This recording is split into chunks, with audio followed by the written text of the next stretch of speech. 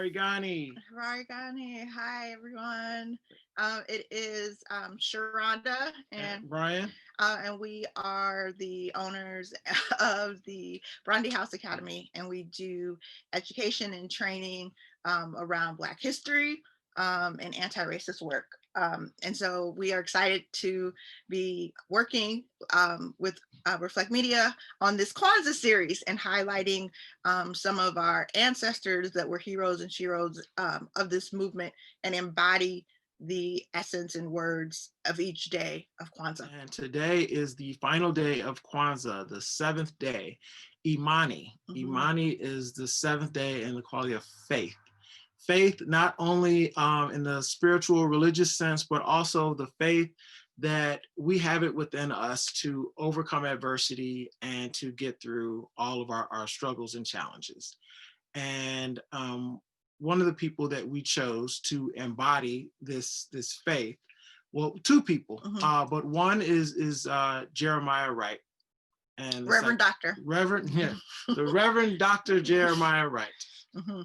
And he is the pastor at Trinity United Church. He also married Brian and I, but we chose him because he is this prophetic voice that is both faith-filled, right, with his faith of Christianity, but also an unapologetic love of Black people and a commitment to our freedom in spite of all of the throwback that comes at him. And he's experienced it all in terms of Fox News and different racist people coming to our church and doing different things. And he continues to this day to speak truth and power because of his faith that it's God who gives us our power, not man, not the president, not the media, but God. And he just embodies what it means to have radical faith, to speak truth to power. And with Black people, that's speaking racism to white people, and to do it all knowing that it's part of this greater contract of faith that we have with God.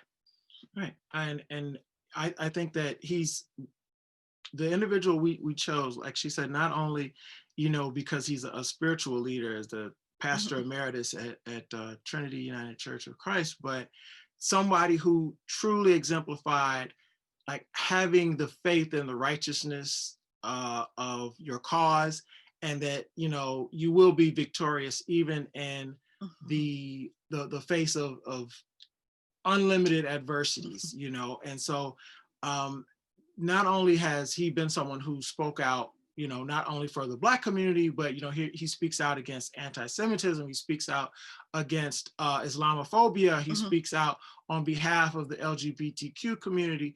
And this idea that even when you're faced with people who are going to condemn you for speaking the truth, you have to have the faith in yourself and your cause to say, I am going to keep doing that. I'm going to keep going because I know that what I'm doing is right. And sometimes people feel in our community that when you get negative feedback, then you need to adjust your message. That when people turn up the heat, sometimes all right, well, maybe what we need to do is find that middle ground. But when people are saying things that are and what is detrimental to you, detrimental to people in your community, you can't find the middle ground on that. You have to have the faith to stand firm and say, wrong is wrong.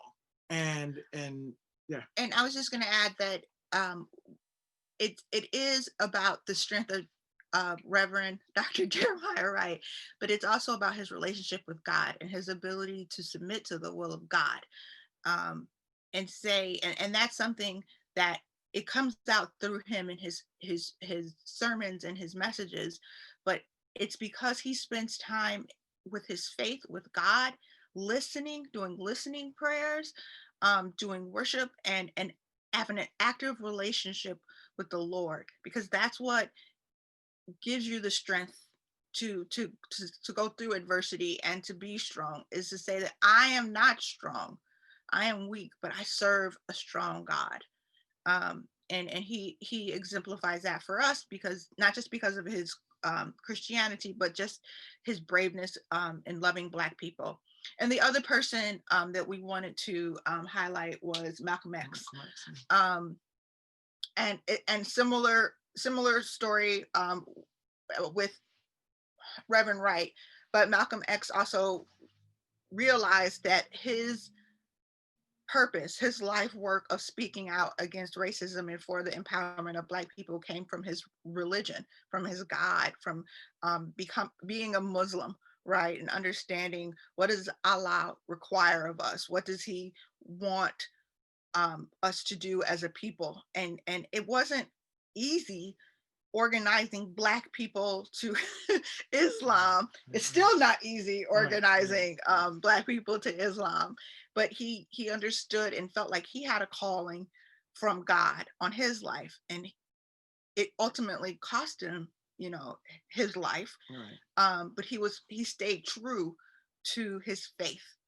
And that strong righteousness and belief of the belief in the righteousness of your cause is something that Malcolm X is known for. That individual who said that, yeah, we're going to do these things by any means necessary. We are going to push and push and push for what we believe in and not back down. And on the 7th day of Kwanzaa, we wanted to kind of just reiterate that things are difficult. It's change has never come easy. And power concedes nothing without a demand. We all know that. And so that sometimes we have to have faith in ourselves and our cause. You have to know that, you have to do the work of anti-racism. And it's not always going to be popular. You will have to say things that are critical of a police department, and people might attack you. You might come out and you might speak out against Islamophobia or sexism or racism or people who are anti-trans, and you know what, you will be attacked from that, and you can't back down. You have to say, what I'm doing is right.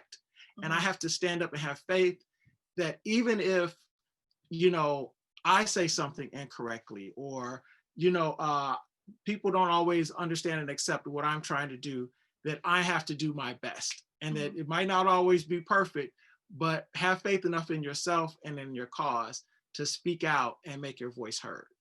And lastly, there is so many individual people that we can highlight, but when we talk about faith, I also think about what it meant for our ancestors to be taken from Africa, put on ships,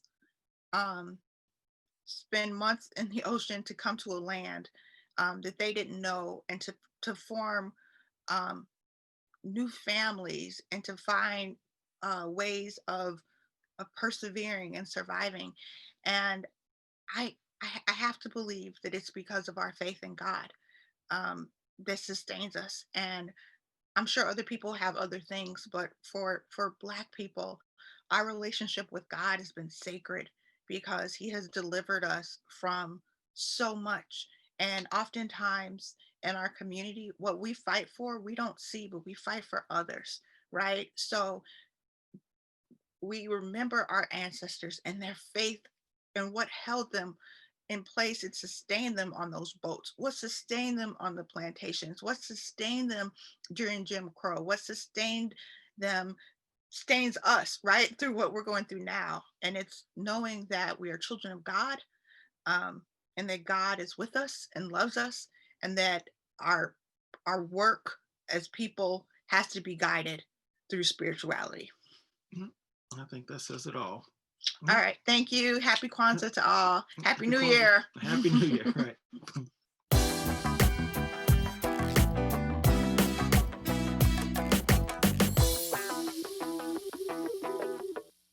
And we would be remiss if we did not just do a round of thank yous for all the people who've helped us so much with BRONDIHOUSE, whether it is people who have trusted us with your your little ones for our Black school training on African history, Black history. Mhm.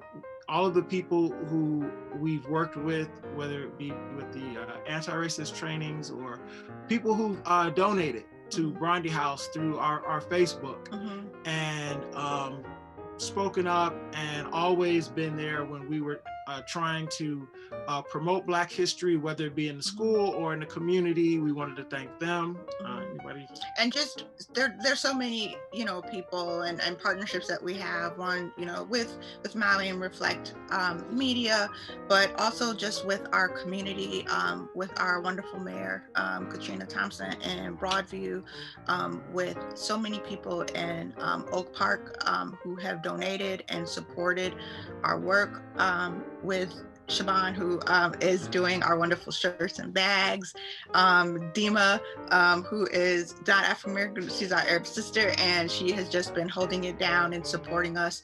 And all of the people that pray for us, and offer words of encouragement, and support this our purpose, and getting the word out to as many people as we can. We thank you.